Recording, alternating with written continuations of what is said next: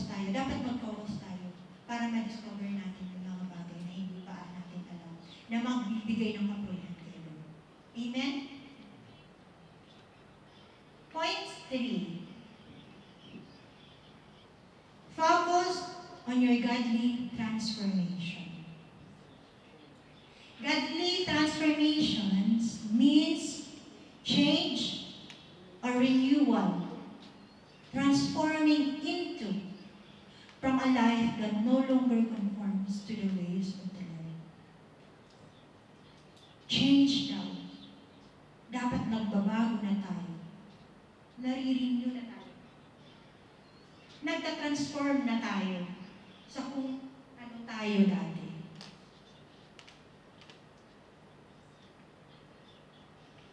Romans chapter 12 verse 2. Do not conform to the pattern of this world, but be transformed by the renewing of your mind. So while we are obeying the Lord, while we are following Him, sa lahat ng kakayanan natin, ang dami nating mga kahinaan, ang dami nating kakulangan. Pero the Lord will help us. The Lord will help us transform. Dapat tayo mismo willing na matransform. Dapat tayo willing na i-give up yung dating tayo.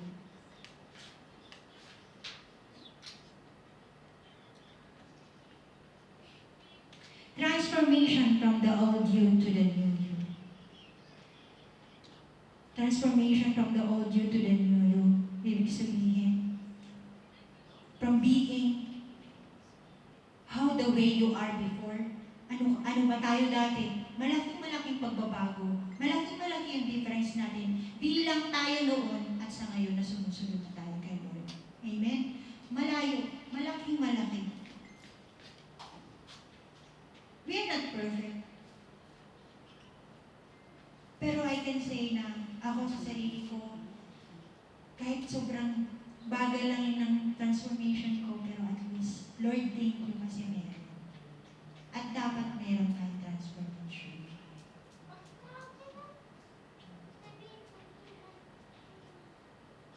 Amen. Christian woman and not Christian. If we are on the right side noon, we are now in the left side. Because we are Christian woman. I am also talking to myself. I am a Christian woman. I am not the old one. I am the new me. Sabi,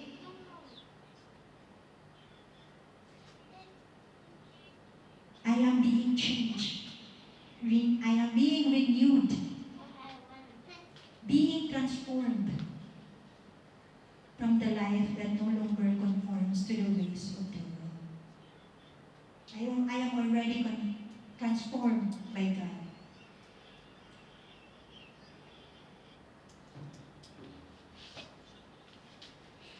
Kung dati, marites tayo, dapat ngayon hindi na.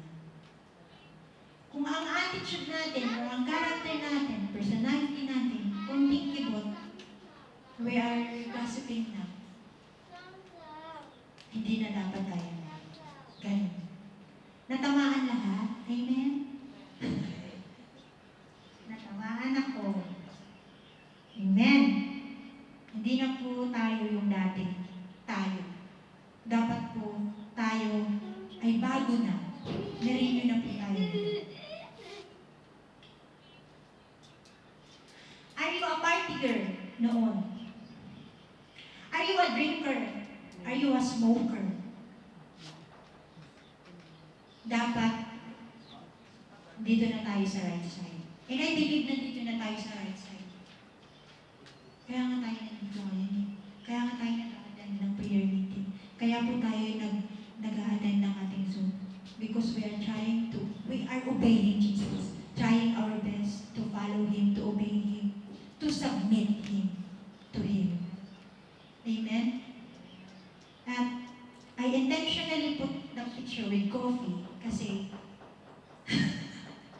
kahit po nagbago na po tayo, it's galing sa drink, sa alcohol, coffee na po ngayon. Hindi po pwede dapat mawala yung coffee. So, andyan ba rin, I-intentionally put the coffee. Kasi Lord, yung coffee, okay pa Lord, di ba? Okay pa Lord, kahit mag-transform kami. Yung coffee hindi pwedeng i-transform, Lord. Hindi na huwag na yung alak, Lord, pero yung coffee, hindi yan pwedeng tanggalin, Lord. Amen? You are being transformed na. So, focus on your godly transformation. I just wanna share something mga kapatid na on the process of us being a Christian, on following Jesus, obeying Him, submitting to Him, Jesus didn't say na kung makasalanan ka, huwag ka nang sumunod sa akin. Remember this?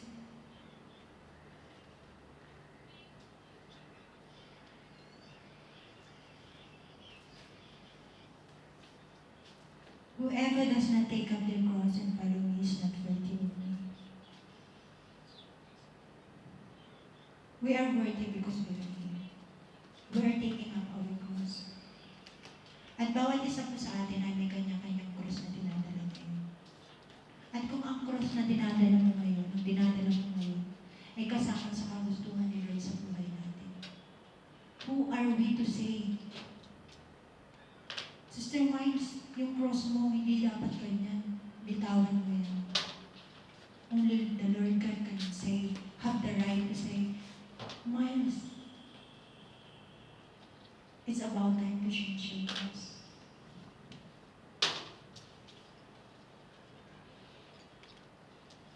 Who are we to say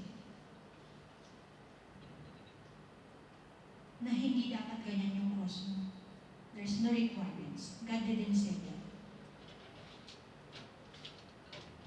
Hindi dapat ganyan yung way ng dala mo ng cross mo.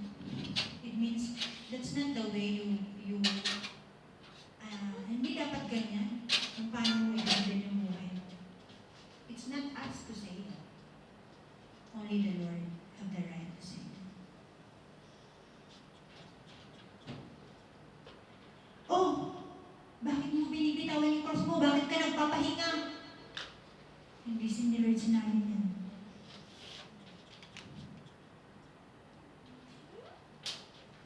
If the Lord want us to put down our cross, it's only the Lord have the right to say that.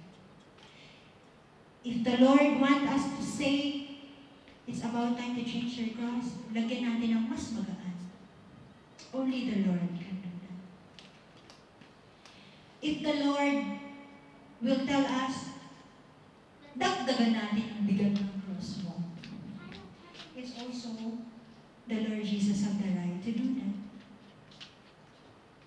Because we don't have the right. We don't have the control. We don't have the power. I also want to grab the topic namin kagabi. I am so blessed sa buhay ni Brother Jericho. It is about the pot and the potter. The potter is our Lord Jesus Christ, and we are the pot. Kung iisipin po natin ng typical, yung paso, pag ginawa siya, ang paso ay walang buhay. Ang nagbibigay buhay lang sa paso ay yung gumagawa ng paso. Ang nagbibigay lang ng shape o direction sa paso ay yung tagagawa natin ng paso. At kung saan man mapupunta ang paso, after niyang ginawa ito, kung ipagdidiliban niya, kung i-stop lang, o i-stay lang, the potter will also decide. The paso itself cannot do anything. Ganon din po tayo. Tayo po yung mga paso, at si Lord po ang ating potter. Wala po tayong magagawa kung ano po yung gustong gawin ni Lord sa buhay natin. ang buhay ni Juan sa ganyang paraan, binigay ni Lord. Who are we to question God? Who are we to ask God? And if there's a question in your mind ngayon, bakit nga? Bakit yung kapitbahay namin naman, ang bilis-bilis naman yan yumaman, tapos ako todo kayo-kayo. Wala pa rin akong pagyaman. Sabi, remember our tati? It is for you to find out. You just need to keep still and focus on yourself. Instead of focusing others, we have to focus on ourselves. Sabi nga, bago tayo maglinis ng bakuran ng iba, linisin muna natin ang ating sariling bakuran. Para po hindi tayo mag-distract, para po hindi tayo mag-stumble, mag-focus po. Mas maigi pong mag-focus tayo sa sarili natin. Amen. Sorry po, medyo natagalan ako. I am about to finish my preaching. Conclusion.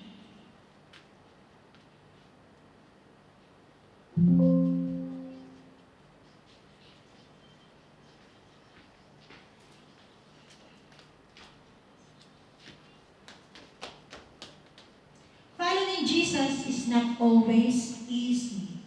Romans 7 chapter 15. Romans chapter 7 verse 15. I don't understand myself at all, for I really want to do what is right, but I can't. I do what I don't want to, but I hate. I shall dwell in my regrets and remorse forever, unless. Following Jesus is not always easy. And that is true. In reality, that is true. And we cannot deny. We cannot say na, madali lang yung problema. No. Lalong-lalo na pag ikaw wala ka sa sitwasyon niya. Don't say that. Amen? Following Jesus is not always easy. We all make wrong choices. We all fail. We all do stupid stuff. But let us never allow those things to stop us from following Jesus. Hebrews chapter 13 verse 5. Because God will never fail you. Stay strong. So,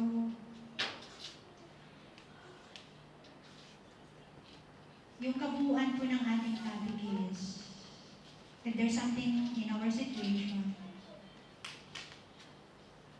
may question ka, na-curious ka, don't look others kasi mas lalo kang makakonfuse. Huwag kang tumingin sa kaliwa at kanan, kasi mas lalo kang maguguluhan. Keep still and focus, at mag-focus lang tayo kay Lord at mag-obey tayo sa Kanya. Thank you po sa gabi nito. All glory belongs to you.